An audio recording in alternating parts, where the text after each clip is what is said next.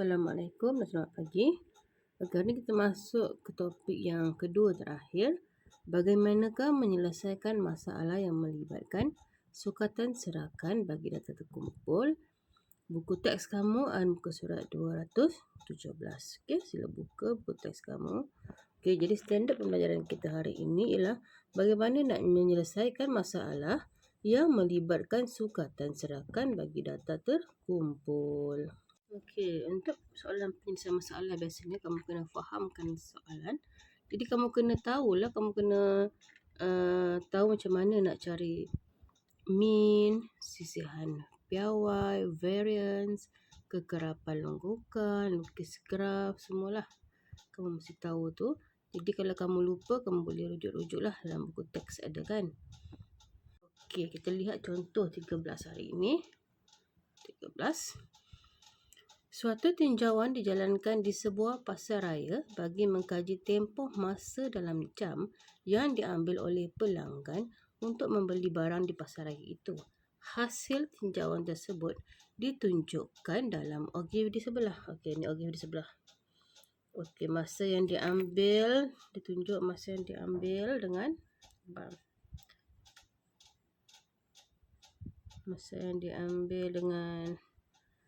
kekerapan longgokan dia lah. Dia sudah bagi ni ogif. Soalan dia mau bina jadual kekerapan bagi masa yang diambil oleh pelanggan untuk membeli barang di pasaraya itu dengan kelas. Okey, dia sudah bagi kelas. Ini kelas, ada berapa kelas dia bagi?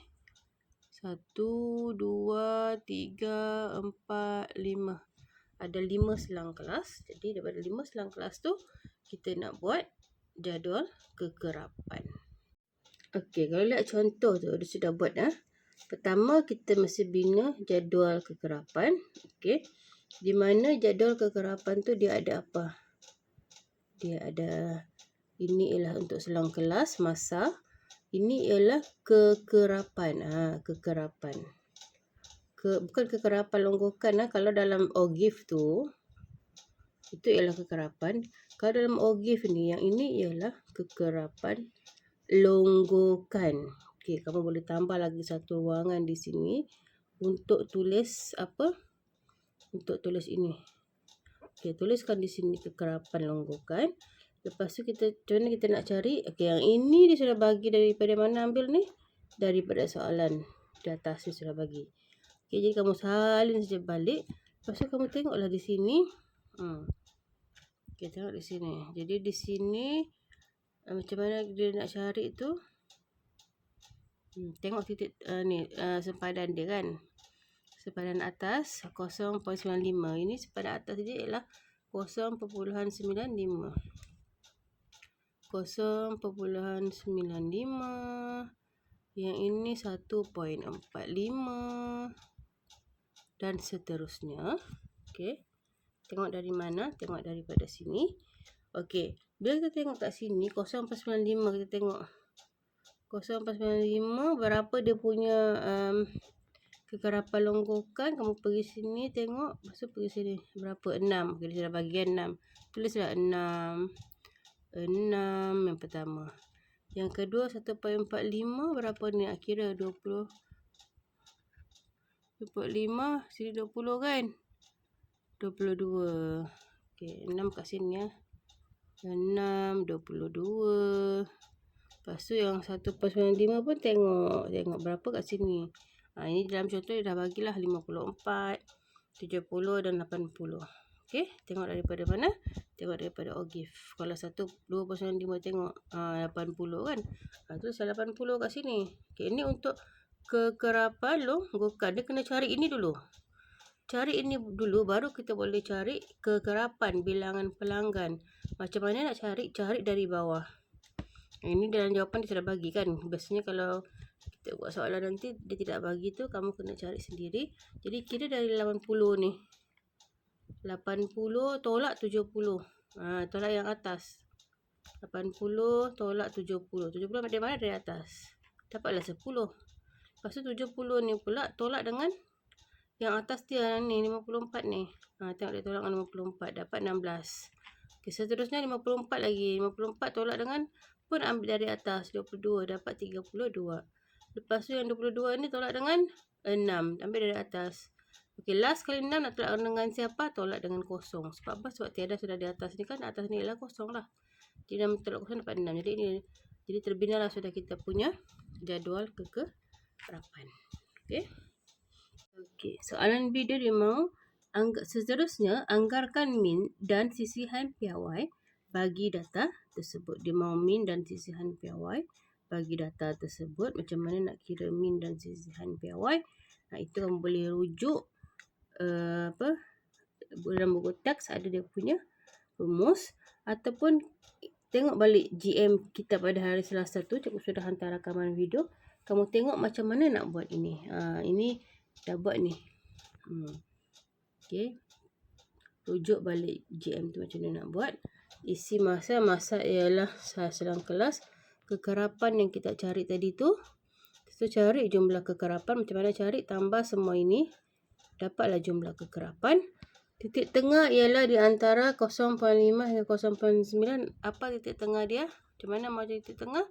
Dari sinilah, daripada ni, apa tu? Selang kelas. 0.5 tolak 0.9. Tambah 0.9 baru kamu bahagi dengan 2. Macam mana nak cari ini? Yang ini. Okey, 0.5 tambah 0.9 bahagi 2 dapat titik tengah. Kalau yang 1.2 pula, tengoklah di sini dia. 1.0 tambah 1.4 bahagi dengan 2. Okey. Titik tengah simbol dia X, kekerapan simbol dia F. Lepas tu cari Fx. Fx maksudnya F darab dengan X. 6 darab 0.7 dapat 4.2. Lepas tu 16 darab 1.2 dapat 19.2. Dan begitu seterusnya. Lepas tu cari jumlah dia. Macam mana cari? Tambah semua dapatlah jumlah Fx. Lepas tu cari X kuasa 2. Apa itu X kuasa 2? Ialah X ialah titik tengah kan. Jadi 0.7 ini kamu kasih kuasa 2 dia. 0.7 kuasa 2 dapat 0.49. Lepas tu 1.2 kasih kuasa 2 dapat 1.44. Okey. Lepas tu jadual yang terakhir dia mesti ada Fx kuasa 2. Maksudnya F darab dengan X kuasa 2. F ialah kekerapan yang ini 6 ni. F darab dengan X kuasa 2. Maksudnya 6 darab dengan 0.49, kamu akan dapat 2.94. Jadi kalau yang ini 16 darab dengan 1.44, kamu akan dapat 23.04. Begitu juga seterusnya. Selepas itu kamu kena cari dia punya jumlah Fx. Tambah semua ini. Okey, dapatlah jumlah Fx. Okey, ini sudah bagi penerangan masa di GM. Okey, seterusnya langkah kedua kamu kena cari min sebab dia mahu min kan. Anggarkan min dan sisihan piawai. Min, ini cari min. Min ialah jumlah Fx. Jumlah Fx ni bahagi dengan jumlah F. Jumlah Fx bahagi dengan jumlah F. Dapatlah min. Okey, 140 bahagi 80 jadi dapat 1.75. Itu ialah min. Okey, sisihan piawai pula. Dia punya rumus ini pun kita tahu dalam buku teks pun ada ini. Okey, apa rumus dia?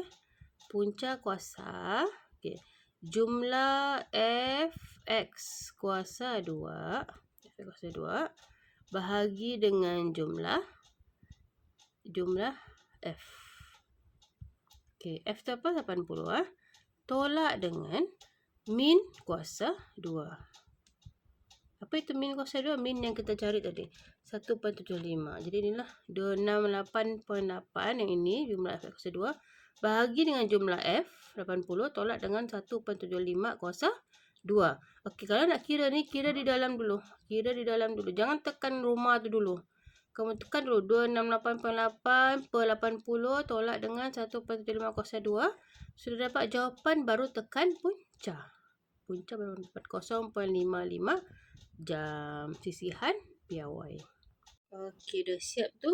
Buat latihan diri 7.2D. Muka surat 218. Soalan 1 dan soalan 2 di muka surat 219. Okey, itu sahaja. Assalamualaikum dan salam sejahtera. Okey, bye.